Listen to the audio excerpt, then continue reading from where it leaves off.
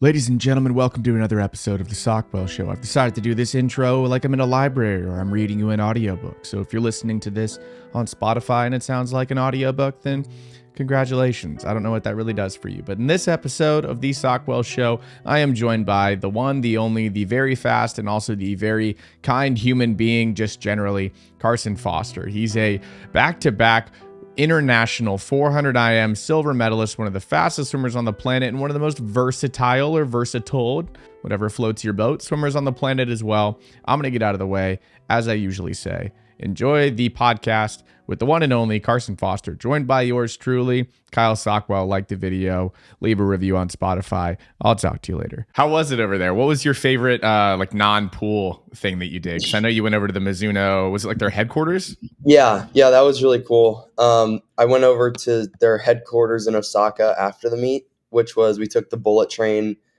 It was like a 2-hour train ride, which was cool, and then got to meet all of the executives, like the people who I've like had meetings with via like over like Zoom or Skype. And I got to meet a lot of them in person, which was cool, and they kind of took me through like what's coming out, kind of what we're going to be working with in 2024, which was awesome. And then also I got to go to the Mizuno store, and they're like, you can get whatever you want. That's And sick. so that part was pretty cool too. But I think my favorite part was, so my dad travels with me, like he goes to all the meets, all the international meets I've ever been to, he's been there. And then so going to, like, when I'm done swimming, we always go out to like a meal together. And so we found this, like, we were like walking around Japan, like trying to find like a place that looked good that wasn't packed. And we found this one place, and then we both didn't like it. So we got up and we found this like little American burger joint that was called like American Burger or something. It was like the most, like, it was in like this tiny little shack, and the guy was awesome. He was just a dude from California who had moved to Japan and started making burgers. So me and my dad hung out there for like 3 hours. So that was probably like the highlight of like non-swimming. I don't know. It's just fun hanging out with my dad in a different country. I think I might have seen that on your story, actually. Uh-huh. I think I was like just flipping through because I had seen the Mizuno stuff, and then I saw that you were just like crushing a burger. And like, was the guy like in front of you, like kind of like talking to you? Because I think you said something It about was, like he's from California, and I was like, where are you right now? yeah, he was just flipping, like, the whole thing. It's like, it's kind of like a hibachi restaurant where like you're watching the people cook. It's like we were all watching him cook. He was just talking to us while he makes us our burger. We were the only two people in there. so it was funny. It was interesting. And then I took a bunch of guys there the next day. Nice. Because now you've got the locals recommendation. Yeah, Leave it up to the Americans to find a burger joint in Japan, though, huh? exactly. Yeah, called American Burger. American Burger. I'm gonna That's open what one we found. here, see how it does. Well, cool. Are you a baseball guy at all? Did you run over to the baseball section at Mizuno and get like a couple gloves and a bat and check those and fly them home?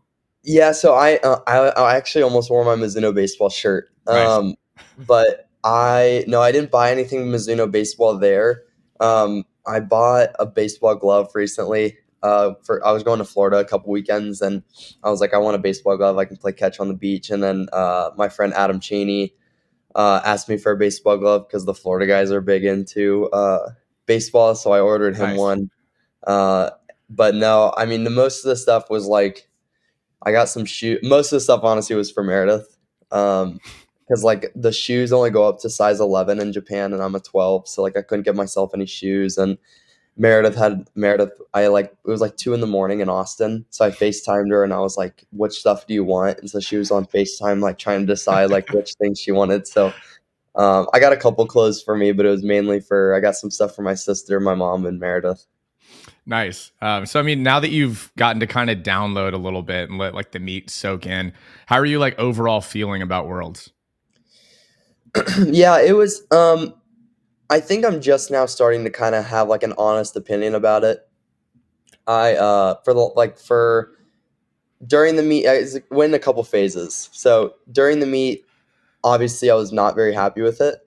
Um, the 4 I was very proud of myself again, winning a silver medal. It's not easy to back up back to back world championship podiums.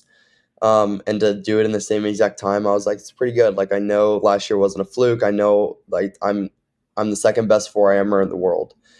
Um, and then the other races, like didn't go the way I wanted at all. And then I finished well. So it's kind of like a roller coaster of a meet. But then I think leaving Japan, I felt like I hadn't hit the expectations that like I put on myself or anyone else put on myself, which was really hard. Um, but again, that's just swimming at a high level and being in a position where I'm in, which I'm so grateful for. Like there's gonna be expectations always. And so I kind of convinced myself that like, you know what, all things considered, I had a really good meet. Like I'm right, honestly, I'm right where I was last year. In some areas I'm better.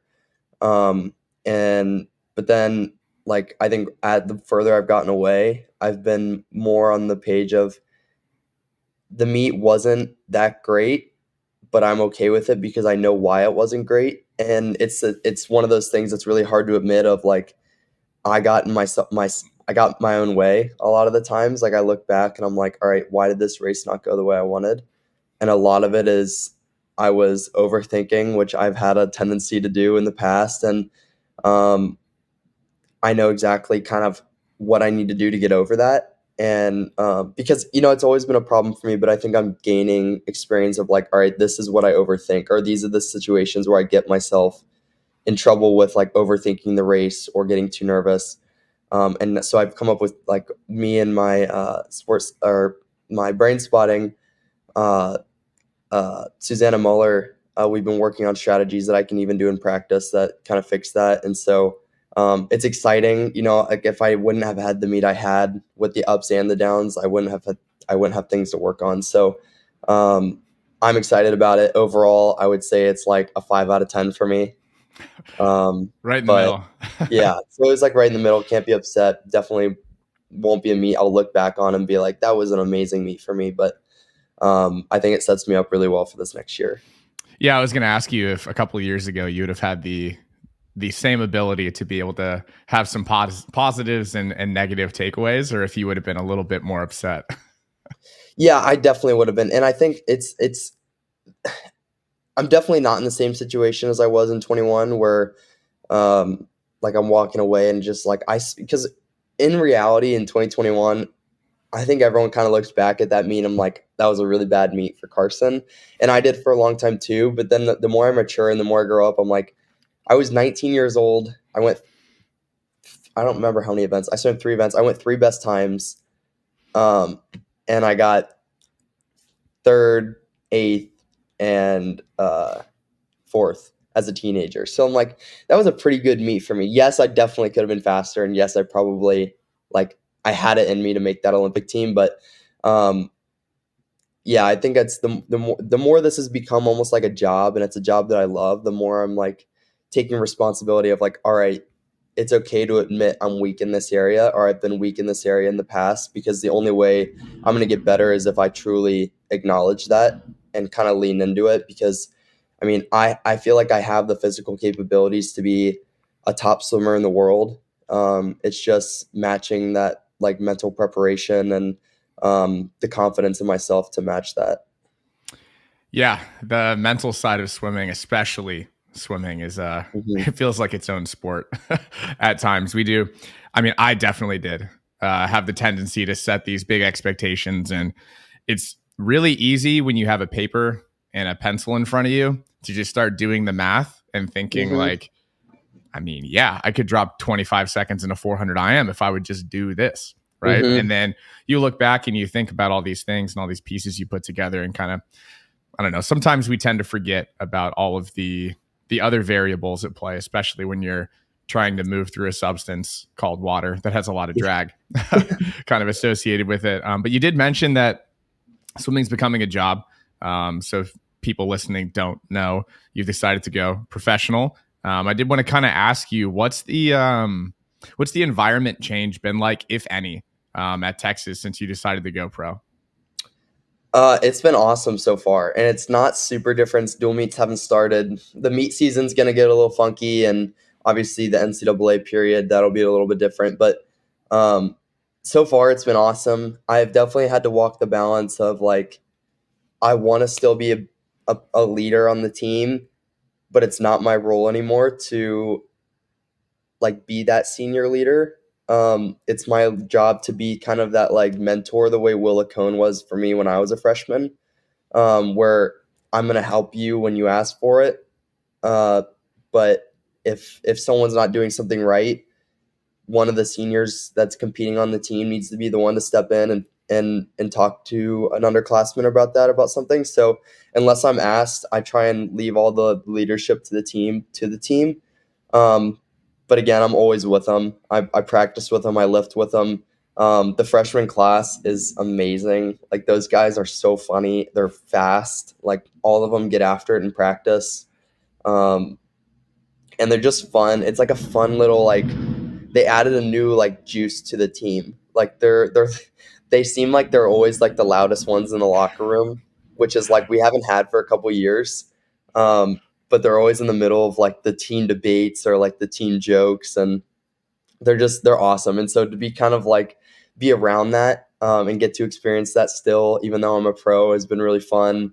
But yeah, not much is different. The dynamic is pretty similar. I think there's no longer like I felt like for a week, and maybe this is just me, like when I announced I was going pro, there was a little bit of a barrier, like it was a little awkward, just because I think I was worried that people were going to be upset with me, which I don't think in reality they were. I think everyone understood, but it's been a lot of fun. So I'm just trying to take on that role that Will Lacone had for me when I was a freshman, of being like just being there for me and being a good friend.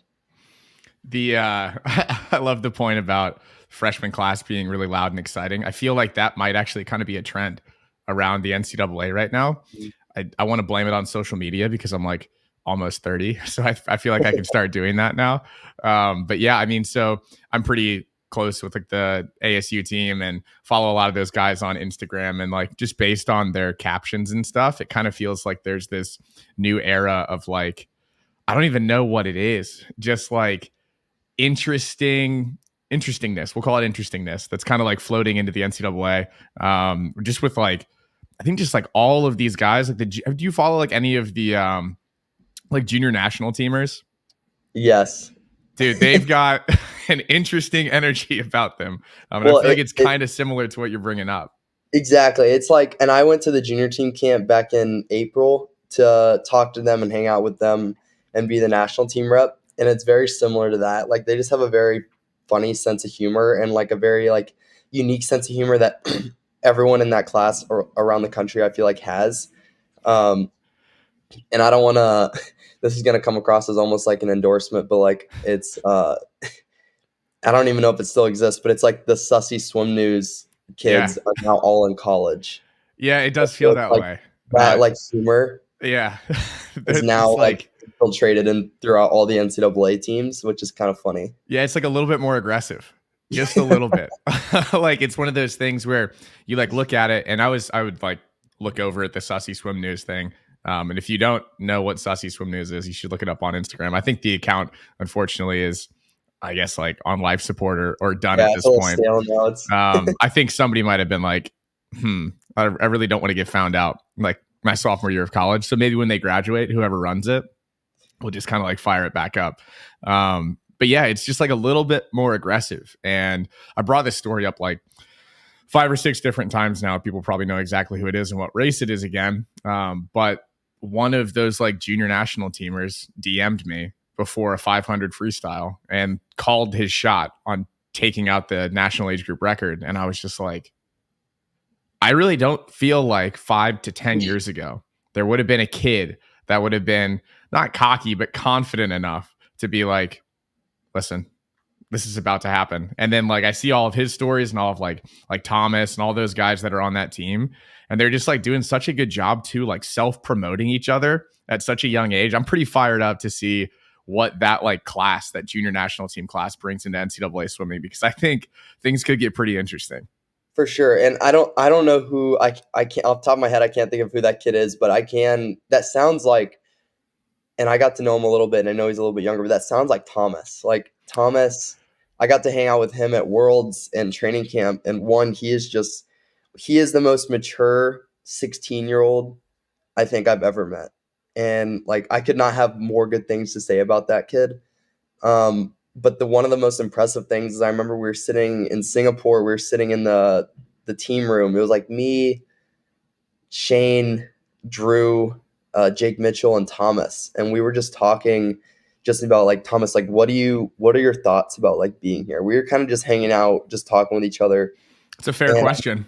yeah, and like Yeah. what is your mindset? Like you're 16 years old, you're at Worlds, you're with all these people who a year ago you probably were watching on TV. Like what are your thoughts? Like what does it feel like to you, or what is like what went through your head when you qualified? And he was basically like something along the lines of like I expect to be here. Like now I'm here, and like not a cocky way at all. Like I know that might Yeah. sound like a little bit out there, but like he was saying in the sense of like just pure self-confidence. Like he was like, like I'm here this year. I have like I don't have really certain expectations for this year, but I know next year, like this is just preparing me for next year. Yeah. And for like a 16-year-old to say that, I was like, I don't even know if I need to start like I was like, I need to have that mindset of like, all right, this is setting me up for next year, the Olympic year. You're like, we need Uh, to start hanging out. I need some of that, yeah. that like just complete. Yeah. I mean, I think we walk the line in swimming a little bit too much on the side of like thinking that kind of mindset is cocky as opposed to Mhm. confident. And I really do hope that this class, because it does feel like it's a confident, a little bit more outspoken class, is able to kind of like jump that wall and be okay with, coming out and being like, I expected to be here. Granted, man, 16 years old, that to be able to do that, and also the amount of pressure that was put on him, especially when he was going, I forget what he went in the two fly. Was he 153? 153.8, I think. Oh yeah, in the final, right? Yeah, in the final. Yeah. Yeah, I mean, go 153.8. Also, right next to Ilya, who went 153. They tied, right? For fourth. I mean, that's gonna be fun That's gonna watching be a those fun two. rivalry to Yeah, watch as they grow up. We were talking about that as well. Yeah, and Luca's gonna come back. That two fly went from being like a weaker event for the U.S. It's gonna be pretty exciting the next couple of years. yeah, it's stacked. Yeah. Also, on the topic of Luca, excited to get him back out here. Shoulder injuries are not fun, especially rehabbing them. But talking about Texas, I want to come back to Texas just a little bit. I saw you at the tailgate. I think that was like 2 weeks ago. Did you end up going to that game? Yes. Nice. Yeah. That That was my first. I was up in Waco for the Baylor game because my little sister's a cheerleader there, and so I didn't want to double down on football games. But Uh-huh. I was watching the ESPN like game cast, and it was a pretty sweet game, right? Wait, are you talking about this past weekend or 2 weekends ago? Wyoming, yeah. Oh, I was at that game. Uh-huh. So we'll do like a little bit of a recruiting segment, just a small one.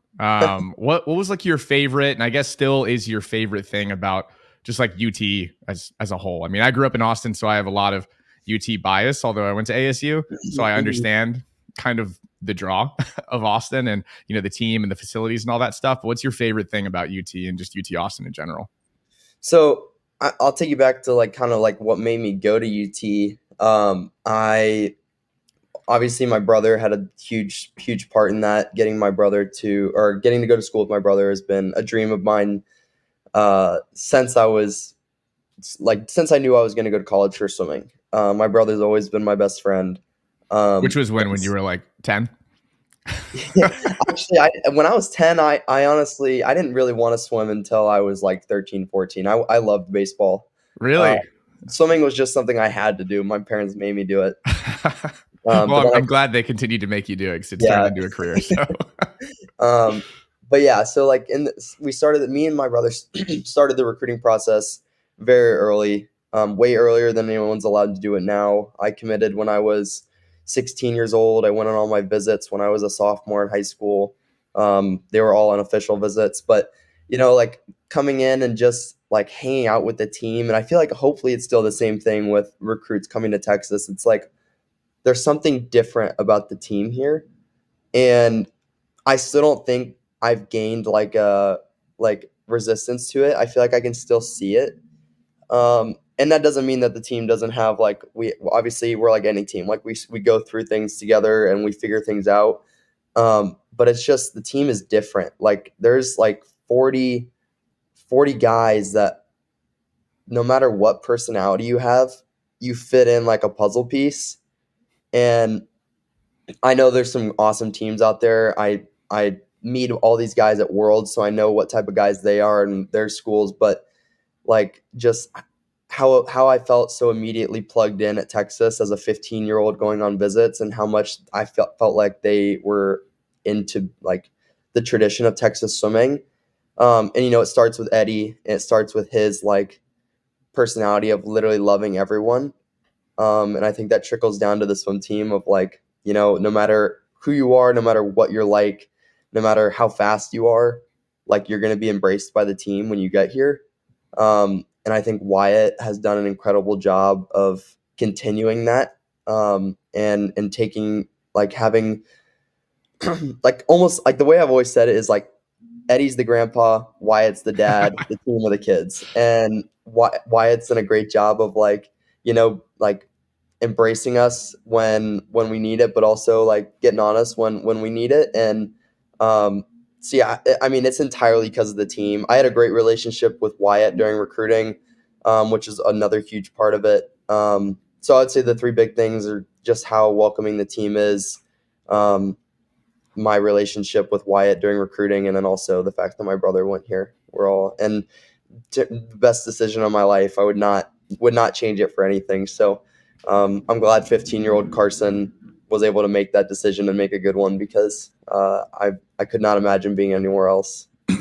Yeah, getting to swim collegiately with your brother is probably pretty fun. He had a pretty good season as well. 27.8, 50 breaststroke. Let me just pretend like they're not written down on the right side of my screen. 59.6, 100 breast, and 208.2 in the 200 breast. I mean, how fun is that getting to watch him? I mean, I'd say tear it up. It was the Tier Pro Championships, right? Yep. I mean, I got to watch him, I think, train like 2 workouts when I came by just to like mess around with Wyatt on deck. And he did that set with Will when they went, which was a ridiculous set. I mean, Will went, I think it was just all 200s, but Jake went a 300 long course breaststroke, a 200 long course breaststroke, 100, and then I don't know if he did a 50. I think it might have just been 3-2-1. But how fun was that getting to watch him just absolutely tear it up? It was so fun. And Jake, I was so proud of Jake last summer because of the way that he bounced back. And it almost gives me goosebumps, because what I told him after trials, which was extremely disappointing for him, and I know he wanted no part of this. Like, he did not want to hear this. But I was talking to my parents, I was talking to him, just because it's hard to get third. And it's hard to get third 2 years in a row. And I think people always see it. They're like, oh, that would stink to get third place. Like, getting third sucks. Yeah. And and he's done it 2 years in a row. And the last year was kind of like he wasn't expecting anything. So getting third, he was like, wow, I was actually pretty close. This year he's training really well, and he got third. And so that was really hard. And I was telling my parents, it was almost like this year for him was what 2021 was for me, and this was before he went to 08 too. And I was like, he needs that experience of feeling the pressure at the big meet, and so he can learn how to deal with it. And that was something in 21 where I was like, I had no idea how to deal with that pressure. But then I learned, like, you kind of learn what it's like. You learn what the expectations are. You learn that the expectations do not matter. It's a made up thing. Yeah. And I said, Jake's going to go to Tier Pro. He's going to have a great meet, and then he's going to have momentum going into 2024. And I don't want it to sound like I called the shot, but like I could not have been more confident in Jake that I honestly think he had a 207 in him like the whole year. Like, I thought he was going to go 207 at trials, and I think he could have gone 207 at Tier Pro. I thought he was going to go 207 at the 150 of that 200 breaststroke. Yeah. And he has the confidence in himself. I think it's just now he's ready to do it at the right time. And he's been on a roll in training too. So it's really cool. Sometimes I sit down and think about this, and it's hard I got to turn this off sometimes because it's September, but being on an Olympic team with my brother would be like the coolest thing ever. And so the fact that it's even grown to be a possibility at this point is shocking to me. Like, I honestly think Jake, like, through his first couple years was kind of like like swimming's gonna end. Like I don't think he really had that Olympic dream until like I think it was like the middle of last year. He just started training so well and started going in these unbelievable times, and he's like, I can do this, which has been super cool to watch. Yeah, watching that practice in particular, the 300, 200, 100, when I think in the, God, I can't remember what it was. I mean, the 300 was really impressive. It was fast.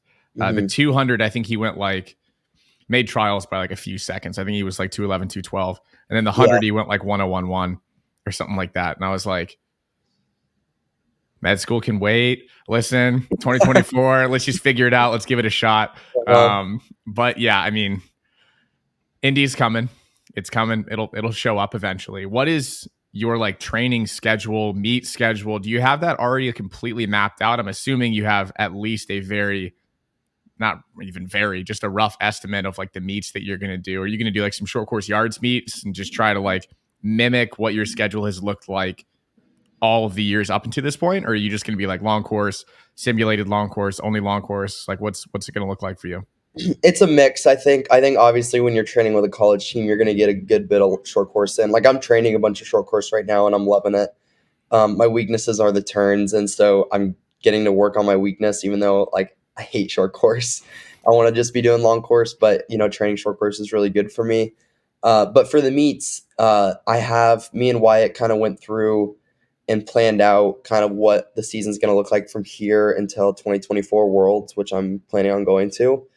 Um, and we are going to go to a meet in early, or we have a meet here, a dual meet versus TCU, which I think one day may be long course. If not, then I'll just race exhibition no matter what. Like I would just want to race that weekend. It's just a good breakup to the season. So that's like end of October. Going to a meet in Los Angeles at the beginning, like the Kevin Perry invite. It's like a short course prelim, long course final meet in November. Ooh, nice. And then I got U.S. Open at the beginning of December, and then I think there's a big break then before any more racing. Probably the next meet would be the Tier Pro in Knoxville, and then that's like going to be my tune-up for Worlds in Doha. So got a bunch of things lined up. Everything right now is like the early season racing. Like I want to try and do a bunch of racing, simulate what like a long 9-day meet is going to feel like, and like put my body through like 10 to 12 races, or I think I'm entered in, 12 to 14 races in like a 3-day period to like put my body through that kind of hurt Ooh. that like the mental stress and the physical stress they're going to have. So um, I'm really looking forward to that, for like the experience it's going to give me. In the moment it's going to suck. Yeah. I But mean, body and the mind when you're doing exactly. 12 to 14 in 3 days. Yeah, and so that's gonna be, actually. Do I have that right? 6 events. Yeah, I think I'm doing 2 a day, and so it'll be 12 events. Oof. Um, am I saying that right? Yeah, Yeah. yeah, Prelim final. I mean, at least like the short course ones will be a yeah, little less painful on the body. It'll just be the yeah, mind. yeah. And so yeah, we have a rough meet schedule. Um, I'm having a lot of fun training right now. Like I'm having a lot of fun with my weight coach and just working on stuff I've been weak at in the past, and really already seeing like rapid improvements in those areas. Has been a lot of fun for us. And then I'm swimming well right now, so swimming's fun. But I'm excited to start racing. It's important. It's a really hard sport, so if you can make it fun and have as much fun as possible, then that's good. I don't think people need to expect to have fun all the time Yeah, in swimming, because it's tough. Your head's underwater. You don't really get to talk to anybody outside of whatever amount of rest you're getting on a set. So it's good to hear that it's fun. And speaking of fun, I think I've talked about suiting up and wearing suits on every single one of my podcasts so far. So I'm just going to keep the train rolling. How sweet. often are y'all suiting up at Texas right now? If it was up to me, every Friday, I love suiting up. I mean, because I think Just like every Friday or every Monday, Wednesday, and Friday? uh well, Friday suit up days are pretty hard. So like Mhm. I don't know if I would want to do it multiple times a week. Maybe towards the end of the season where we're tuning up, I would be down to do it like a Thursday, Friday, Saturday type of thing. But right now Fridays are satisfying to me. Like I'm good with getting ready. Tuesdays are fast, but they're unsuited.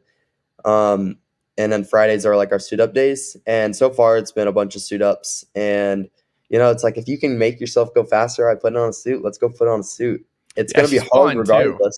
It's Yeah, just it's like fun. you get the energy, like you get to warm up, and then all the guys get to go get their suits on. Like we play music in the locker room, like it gets the energy going.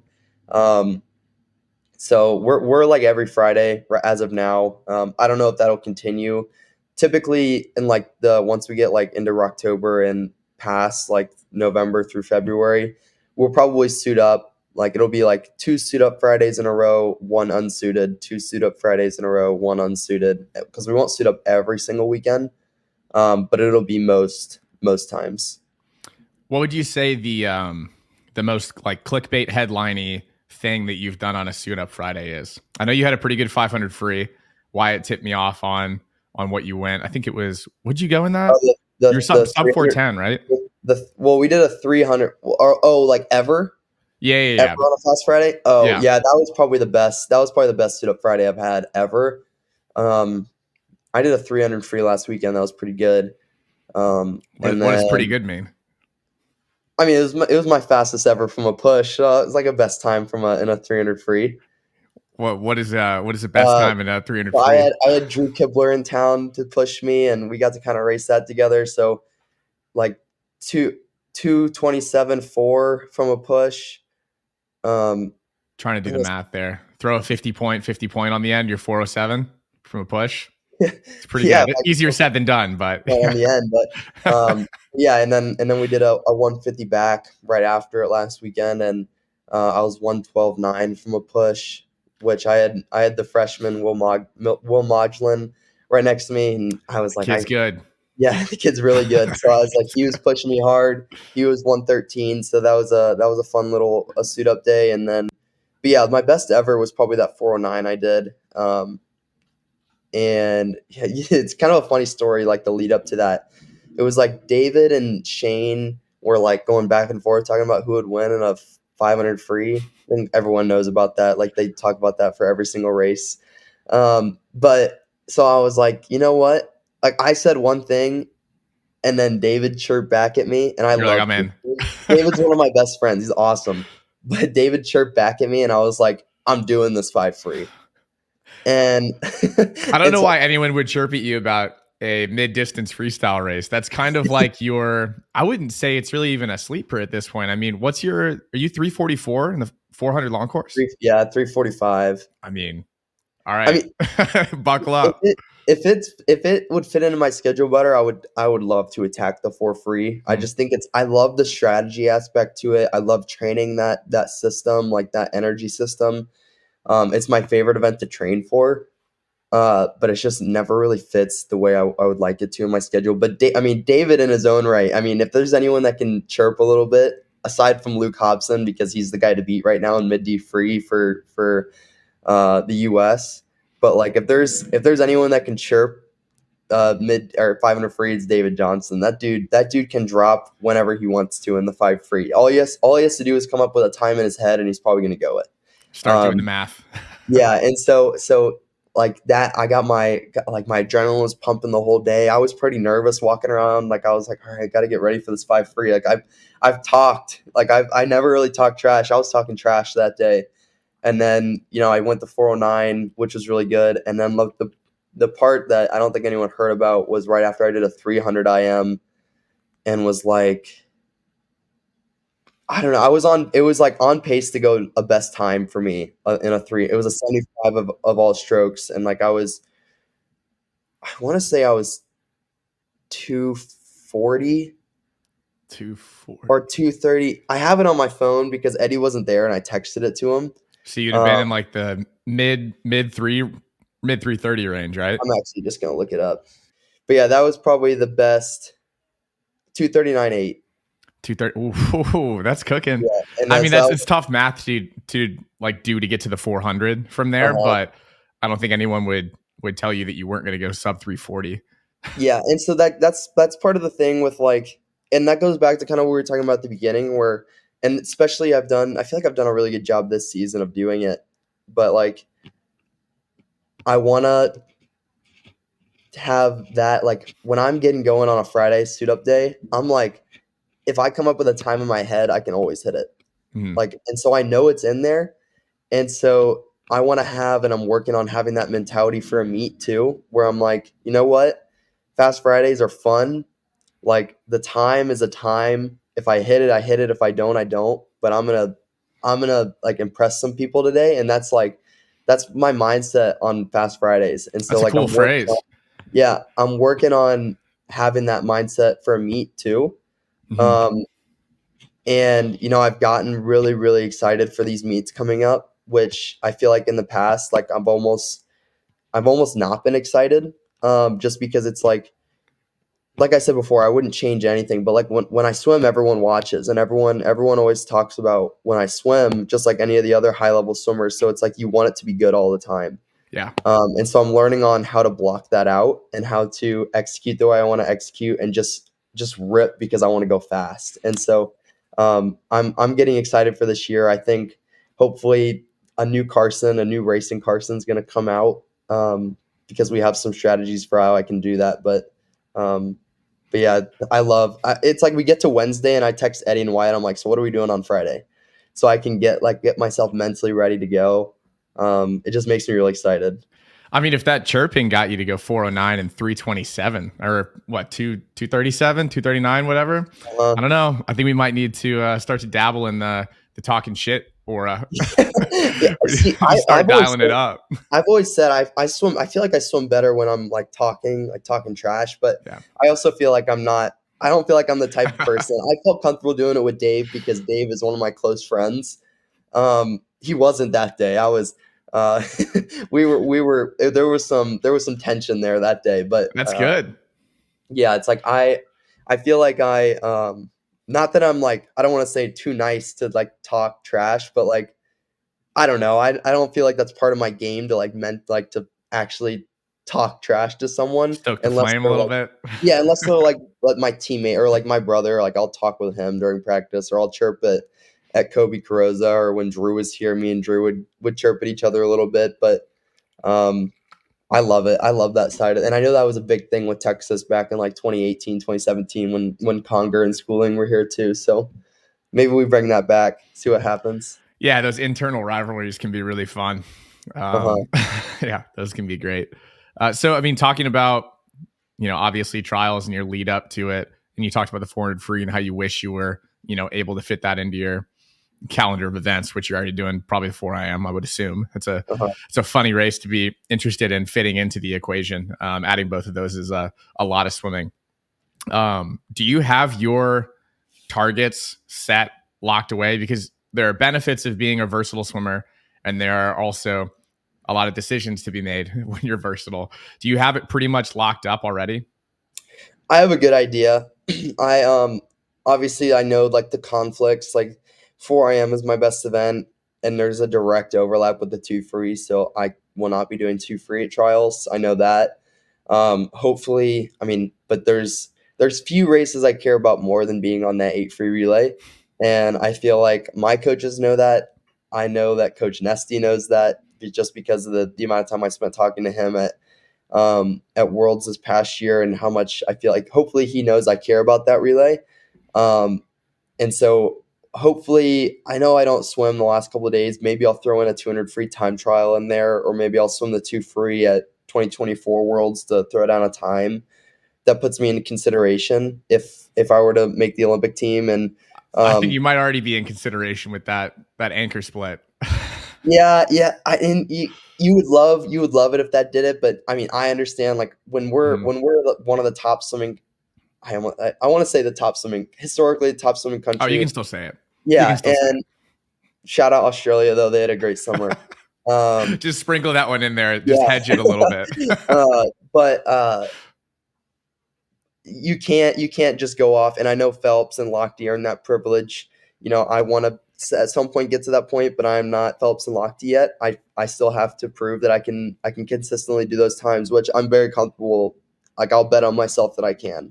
Um, and so I'll have to swim a 2 free at some point, whether that's a time trial at the end of trials or at Worlds. But yeah, 400 IM. I've been doing a lot of two back so far this year, so I really want to do the two back. And that's been a heavy focus. So we'll see how that goes in like the racing, like practicing racing it throughout the year. Um, and the 2IM obviously, and then obviously you have like I could do the 2 fly, I could do the 4 free. Like there's nothing that really conflicts. It's just about load management and what I think I have the best chance of, like one, performing at trials, like what I feel most confident in, and two, what I feel like I have the best chance to medal in. Because like if you swim whatever you make the Olympic team in, you want to try and get a medal for the Team USA, and I don't want to spread myself too thin to the point where like I'm borderline not getting medals that I potentially could be getting. So um, and like obviously I have to make all these events first, and so Right. that's plan number one is setting myself well enough to where I feel confident that every race I swim at trials I can make the team, but then two, past that, we're looking at what events I can have the most success at a world level, and so 2IM 4IM will always be in there because I feel like my best events the IMs. I want to be on the 8 free relay if I were on the team, and then right now, if trials were this week, I would swim the 2 back. But obviously, lots of things can change. Feels like you were just kind of like subtweeting the 400 freestyle. It's a pretty, I don't think it's a secret that is maybe one of the most stacked events. I mean, men's distance swimming right now is like nothing we've really ever seen before. I was actually just talking about that the other day in the locker room. The 400 free or distance Or free? just it's distance free in general, but I was like the 4 free. It's like because we were talking about swimming long course events, and I was like the 4 free is like I love that event, but it's like if you're not going 340, you're probably not medaling next year, Ooh. which is unreal. It's crazy that is I agree 100% with that statement. And I still feel like I called the fact that this was going to happen. When Lucas Martins, I think it was Lucas and who else was it? When they both went 341, like within like a month. And I was like, Sam Short went 341 at trials, I think. So this was like 2 years ago. Oh, there were like a couple 341s that happened like right next to each other. And I was like, that 400 freestyle world record really could go down because it was one that we were like, it's a Biederman world record, 340 flat. And obviously Thorpe was right in there as well, which is a swim that doesn't get talked about enough because I think he did that as a junior as well, but it's like not ratified or something, which makes the world junior record in that, a little bit more attainable. But I was like, I feel like it could really happen. And then I watched the 400 free at Worlds this year and I was like, I knew it. I called that shit. I feel like, it could take a 340 to even get on the podium, which is nuts because you have a lot of guys that I think, and it's weird because it feels like normally you have a lot of guys stepping up from the 2 free to the 4. It feels like kind of the opposite is happening now. You've got guys like trickling down from the mile and the 800 down to the 400. And that event is maybe one of the most difficult, I would say, to grab a medal in, obviously, including like the mile. Shout out to Bobby. That was probably that might have been the race of world championships. Yeah, that race was incredible. That's got my vote for Golden Goggles for race of the year. Oh, it's got to be. And obviously, I know Bobby wishes it was a race that he took gold in, but the story. And as a swimming fan, I think it's a lot easier to sit here and talk about how there's like a real story that develops in the mile. And then you have like a casual fan that's like, it's a 15-minute race. Like what? Like, all right. But in that one, you had Sam go out really hard. You had Daniel in there. You had Daniel drop back. You had Daniel come back in. And then those two broke off. And you were like, Bobby's got that last 50. And then Ahmed was like, I got one too. And then they just ripped it into the wall. That was a blast. So that was your favorite race to spectate from Worlds? Well, I was talking based on the ones that are like the Golden Goggle nominations. That I picked that one, but my favorite race to spectate. You can also take like 5 minutes, and I'll just cut it. No one will ever know. It'll seem like you just kind of like we're already loaded up. I'm trying to honestly. I had so much fun watching Luke's 2 free. Like watching. I think that's it. It wasn't like oh my God, USA wins type of race. It was like watching Luke and grow from like who Luke was coming onto campus at UT to like I got goosebumps and I'm getting them now. Like thinking about Luke walking out in the 200 free, which is like one of the coolest possible international finals you can be in, like the 200 freestyle, walking out, and I think he was in lane 5 in the final, like, and he just looked so confident. He knew he was supposed to be there, and just like, I think also it's like I'm biased because I see how much work goes into that, and how hard he works day in and day out, and like the type of teammate and the type of leader that he's becoming. Just like there's no one that deserves that moment more than Luke. So I think that was the coolest thing. And he broke a legendary Texas record. Like he's the president of 200 free university right now. He has the long course 200 freestyle record at Texas, which means out of all of the Olympians that have ever made the Olympics and the 200 free on that 8 free relay, Luke is the fastest, which is really cool. Yeah, I mean, y'all had 2 slots on the world record right now, right? You had Walters and Barons. Yeah. Uh-huh. It was who was it?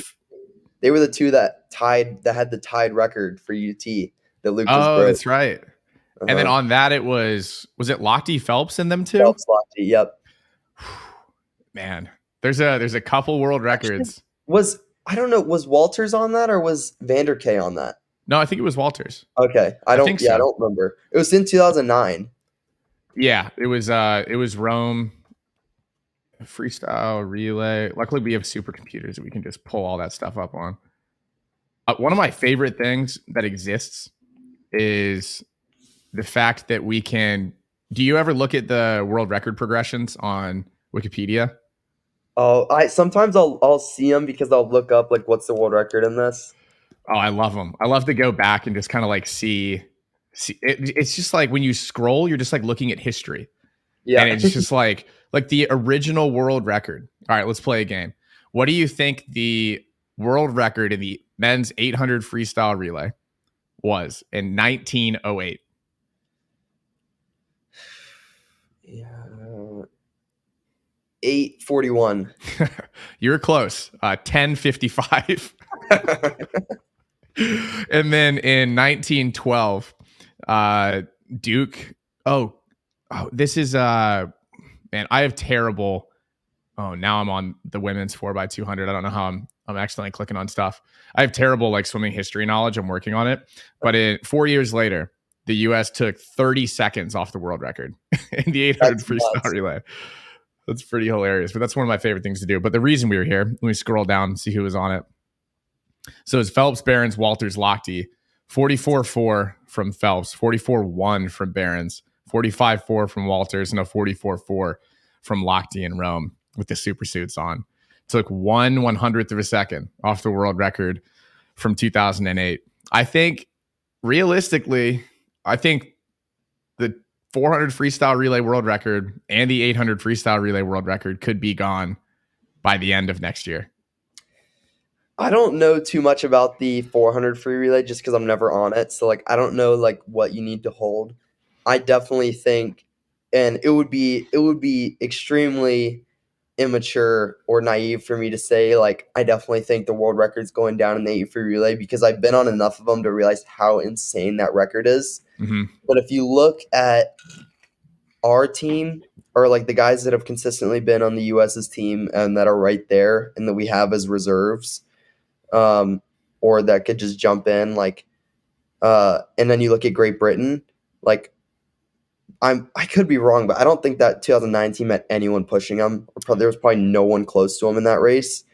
I feel like when you have the people that are on these 2 relays this year and this upcoming year, and we're right next to each other, pushing each other, I don't know. I think we can get that record, and I think that would be the coolest thing ever.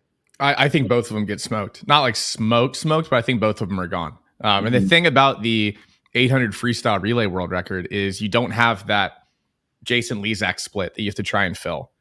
I mean, you're holding, what is that? It's like a 144.5 average or something like that, maybe a little bit plus.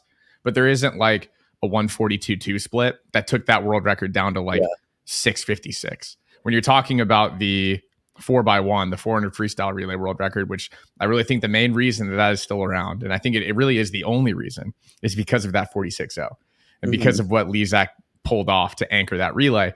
Because if you think about it, with the depth in the 100 freestyle right now, I'm surprised that we haven't seen a team take that world record out yet. It seems like everyone is going 47. And if you just scoop a bunch of guys together, and granted, Great Britain, they had a really good relay coming into Worlds. And I talked to Tom Dean about it, and he was like, yeah, I really wish we had that one back. I really wish, obviously, to get a medal. But I think that team going into it was talking about, we want that world record. We want to take it because we feel like we've got that team together.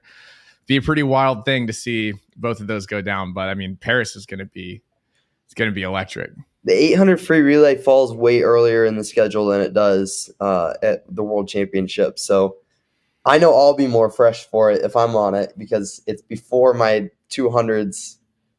It's the only thing I have before it on the Paris schedule would be the 400 IM, hopefully, rather than having at Worlds I have the 200s before it. So I don't know. I think with everyone being a little bit more fresh, I don't know when the 200 free. I guess the 200 free is before it because the 200 free is on day 2. So the 200 freestylers will have to go. But I don't know. I'm excited for that. The 800 free relay is by far my favorite event. I love that race. You got some history in it, in the NCAA as well. I think that's what made me love it. I think it's just coming into Texas and being on it, and then getting to do it at Short Course Worlds. And I was actually just talking the other day about it always seems like I'm on it with my closest friends. And I don't know if it's because I train with them or those are the guys I train with, but I've always been on it with Kobe Carosa, one of my best friends in the world, Luke Hobson, one of my best friends, Drew Kibler, one of my closest friends in the world. And then you go to the international level. It's Kieran. I've been going on trips with him since I was 15 years old. Jake Mitchell, we've been on junior team relays together, and I've gotten really close with him. Trenton Julian, I've known him since I was taking recruiting visits to Cal, and I started getting to know him really well. So it's all these people that I've ever been on these relays with, I've been really close with. And so it makes the relays a lot more fun. Yeah, it helps coming from, what do you call it, 200 free university? Yeah. Do you guys call yourselves that? No, I only ever do that on social media. I don't think anyone's going to argue with it. So I feel like you guys could. Yeah, Florida's got a pretty good argument. I mean, they've had some pretty good 200 freestylers. I don't think no one has the amount or the volume of swimmers that Texas has. So I think Texas does hold it, at least in long course, pretty handedly. I only ever, whenever Luke goes something fast or when Drew will go something fast, I'll put on my social media just to remind people, Texas, if you're a 200 freestyler and you're a recruit, Texas is probably, I think Texas has put someone on the Olympic team for the 8 free relay every single year since 1984, something like that. Whew, that's a pretty good streak. I don't know if anyone else has a streak like that. That's an unbelievable streak. Speaking of streaks, did you see what China went in the 400 medley relay this morning? No. Did they break the world record? They missed it by 0.3.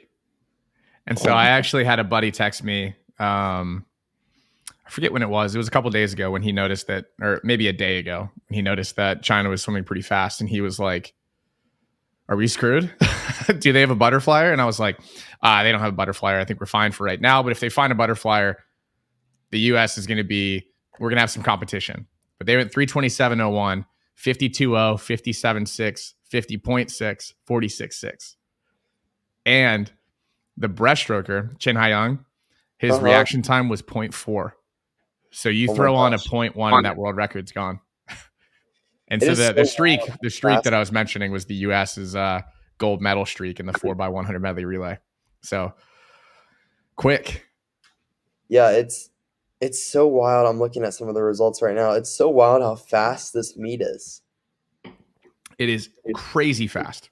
Crazy fast. I mean, the 46.900 freestyle from Pan, I mean, he went out quick. He was out 22.4, which I feel like we haven't seen anyone really take out 100 freestyle in a while. It feels like that second 50 has been kind of that. And obviously, Dressel's move was kind of to do that. And so with him kind of being out of the international picture for a moment, I think we kind of got lulled into watching Popovich just hammer 24 O's on the second 50. But seeing that 22.4, or Chalmers, I mean, Oh yeah. I mean, I think most of the list is those two going. And I stand behind. I just want to see someone close in 23-9 before my time here on the planet is done. Because that would just be I don't even know what If superlative to Mario use, but Callahan was a boy, you'd see it. oh, 100%. She 100%. has the craziest back half speed ever. It feels like, and I mean, Australia's women right now, it feels like that entire country could go 52 in the 100 freestyle. But yeah, Molly, I mean, what a meet. I still feel like that meet hasn't been talked about enough. I think she won 5 or 6 golds and She like had the most 7 medals. underrated, like under the radar meet ever. And I think it was because so many, like the girls, I feel like was kind of spread out in terms of Mhm. like the people dominating the meet. The guys was very much of like Leon and then Hafnui. Yeah. Like you had two superstars Yeah. Then who you had just had Jin incredible meets. Hyang, Yeah, who oh swept the exactly. breaststroke. So Yeah. that kind of, I agree with Uh-huh. you. I think it kind of like formed a cloud. And And then then on the women's side of things, yeah, it was like every single event had something happening. exactly. And it seemed like it was almost always a different person. Yeah. Like breaking a world record. Like Soystrom was breaking records. Militite, uh, Kayla McEwen was dominating the backstrokes. Titmus broke a world record. You had Summer doing her thing. Obviously, you have Ledecky, and then you have Molly O'Callahan like silently breaking Yeah. like world records also. And just cleaning up gold medals. I mean, how Uh-huh. about Choice though? Breaking the world record in the 50 freestyle. I mean, I really hope that when her career is done, we get to take a look at like the 50 free, 100 free, 50 fly, 100 fly when she's out of the picture and be like, damn. How would you she, rank her on top girls ever, or top female swimmers ever? I'd have to put her top 3. I mean, her dominance, Ledecky's number I think, one. yeah, I'd have to put Ledecky number 1. I think anyone that makes an argument against Ledecky being the best female swimmer in history is just trying to argue with you. I mean, we've literally never seen anything like that. And something that I always like to bring up is the fact that she's doing it in the modern era too. Swimming 50 years ago, there was, regardless of what you want to say, what argument you want to put forward, the competition was not the same. It was not the same. And now when you have it like kind of turning into a track, because if you look at track, you don't have people that are winning the 100, 200, 400, or maybe when you go up to distance, you have people that are like winning the mile, the 2 mile, the 5,000, like whatever. You just don't have someone, and people forget all the time that Ledecky has been on a 4x100 freestyle relay. She's been, I think, 52 on 52 or something like that. She's Mhm. been 152 or 153 in the 200 freestyle. Obviously, she's held the world record and broken her own world record a couple times in the 400. And then we don't even really need to have a conversation about the 800 and the 1500. So, like anyone that I know, I got a little off topic, but when you bring up Ledecky, it's just like it's easy to flow because she gives you Exactly. so much content and ammo. But Choistrom, I mean, if you look at her 50 freestyle, there's a stat. It's like most times breaking 24 flat. And it's like Sarah Schoistrom 28 times. Second is, I forget who it is, but it's like twice. It's That's like, insane. how are we, if that was happening in the men's 50 freestyle, and this might be a little bit of a hot take, if we had one guy that has broken 20.28 times and another guy that's broken 20.3 times is the second on the list, I feel like we would be all over that guy. Oh, 100%. Maybe it's a little bit of a hot take, maybe a little bit of an aggressive take, but I just think that Shortstrom's a little bit slept on. I think She's she 100% deserves slept more. on. And also she like broke her arm leading into I was 2021 and just then about to say still that. won silver, right? Uh-huh. Yeah. I mean, that's that's just ridiculous in general. That's probably one of my favorite swims. She also won a 50 freestyle without goggles, which is on YouTube. But talking about favorite swims, we'll kind of lead into some of my closing questions here. If you had to pick one swim throughout your career, your favorite swim, it doesn't have to be the swim that, you know, got the most clicks, got the most headlines, got you the most likes on Instagram, whatever. Your favorite swim, it can be from when you're a kid. You know, what is your, just kind of like thinking about it your whole career, what's your favorite swim up until this point? I'm actually going to go with the most recent one I had, the 800 free relay at Worlds. Purely based off of, like, obviously it was a really good swim for me and something that I was really proud of, but also, like, the way I kind of bounced back from, like, being very disappointed for my other swims.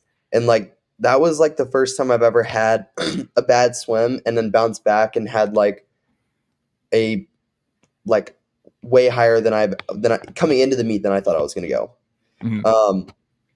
And I think it just opened a door in my mind of like, all right, like, and I know everyone always says it, but it's hard when you're in the moment. It's like when like your meet's not over, you have more races to come. It's like everyone says that, but as a swimmer, it's really hard to get refocused when you have a event that you really cared about not go the way you wanted and have another one go really bad.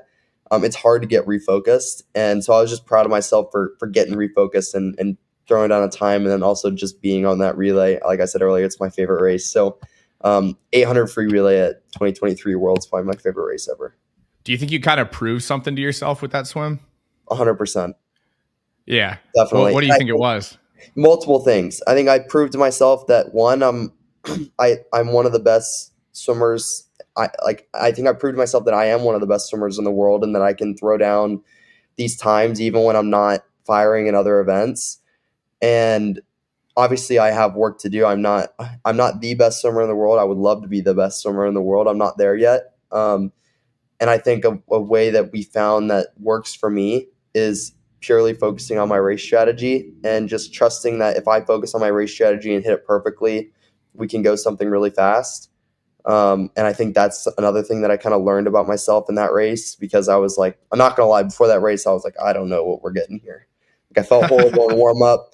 That's exactly what you want to be thinking going into it. And I was super happy they put me on it, but then like heading to the pool that night and then after warm up, I was like, I don't know what we're gonna get on this one. But then I was like, in my mind, I was like, you know what? Swim the race the way I want to swim it, and we'll see what happens afterwards. This is my last race, no matter what. Let's just get the strategy down, and then everything else will have to take care of itself. My body's gonna react the way it reacts. One of my best swims ever. And so I think we really, really hit something there with kind of pre-race mindset, but also just the way I'll go through the meet in the future. Yeah, you just got to go into all of your swims now thinking, I don't know. What am I swimming again? Yeah. Just have Wyatt just like lock you in a room and not tell you what day it is, and then bring you out and go 200 IM and just get in there and just rip it. What's your favorite race to swim? 200 free. 200 free? Mm-hmm. All right. If you had to rank your races, because I want you to rank one last. Like how would you rank them in terms of your favorite races to swim? Oh, okay. Like the ones that like I typically will swim competitively. Yeah. 200 free, 400 IM.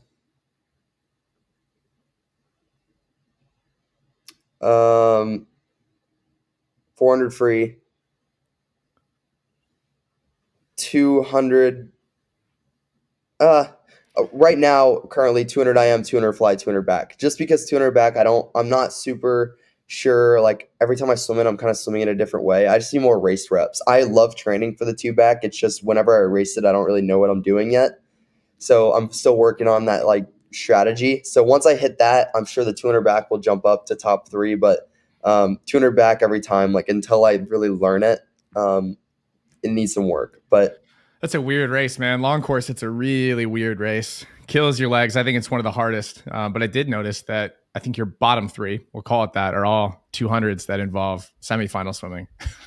Yeah. Yeah, that's another thing is like it's one of those things me and Wyatt talked about. It's like if the meet wouldn't have gone the way it went, I wouldn't have things coming back that I'd be like, all right, I need to work on this, this, and this. So I'd be like, all right, let's just keep doing the same thing. And I am not the best swimmer when I have to do a semifinal. And so it's really learning about, okay, how do I advance through these 3 stages and rip that last one? And I think I've had some good experiences doing it, but I've also had some hiccups doing it. My best swims at Worlds were my semifinals for the 200s. And so it's just breaking that habit of like the US tradition of just prelim finals at every single meet growing up. But I'm pretty confident that that's something I can fix. I mean, it's just never something I focused on in practice. It's just like, all right, we'll wing it when we get to the meet. Yeah, I mean, it's well, I don't know. You kind of winged it in that 800 freestyle relay. It kind of worked out. Yeah. So we'll figure out what the blend is there. But yeah. I mean, that's a really difficult thing to ask someone to do. to do. Obviously, physically, it's difficult to do that, but being one of the top contenders in, a 200 and then saying, all right, prelims, just, don't miss it. Semifinals, just don't miss it. And then save enough energy for the final to be able to rip. I mean, it's tough, especially as swimming gains more depth too. It's a lot of racing. It's a lot of racing. And it's Carson does also it incredibly well. That guy is, he's got it absolutely lasered out. I mean, I think I was talking to Tom Dean and he brought it up. He was like, yeah, Ryan, man, he's just so good at this shit. And I was like, yeah, I mean, I think he, as we talked about, like, people that were a little bit underrated. I still think that Ryan is like underrated for how consistently good, especially in the 100 backstroke, that dude is. 100%. Yeah. He'll go 51.8 to 52.2. I bet right now if I called him and he threw on a suit and got 100 warm up, he could probably figure out how to go 52 in a long course 100 backstroke, which is exactly what you need, especially when you're looking at that 327.01 400 medley relay from China. Yeah. That's fast. That's fast. That's going to be a really fun race. You split on that? 52.0. Oh, wow. Yeah. Has the two-back happened yet there? No, not yet. No. Okay. So could be a 51 coming out of there. Yeah. And I mean, honestly, really not a perfect race for them. Chin Haiyang 57.6 could be faster than that. I mean, that dude's 57. I forget what he went to win, but he's 57 in the individual. He had a 0.4 relay start takeover. So it's a really good relay, but who knows? 49.0 100 butterfly split is that's insane. Pretty big fins to fill, if you will. Right on, man. All right. Well, I appreciate you jumping on. Hopefully we'll make it a more than just once thing. That's the goal here, is to, of course, jump on, talk, and then bring you back on whenever something cool happens too. So if you ever want to jump on after a race or something like that, shoot me a text. We'll bring you on here. We'll do a little show, but I'll drop your Instagram and your Twitter or X or whatever it's called at this point in history. It'll probably change next week in the description below. And yeah, man, we'll do it again soon. Thanks for watching or listening to the Kyle Sockwell and Carson Foster podcast on Spotify or on YouTube, depending on where you are. Take a different action, like the video, drop a comment, or leave a review on the podcast so that this podcast and more shows like this get spread out to more swimmers, and we get more content out to more swimmers and keep more fans in the sport.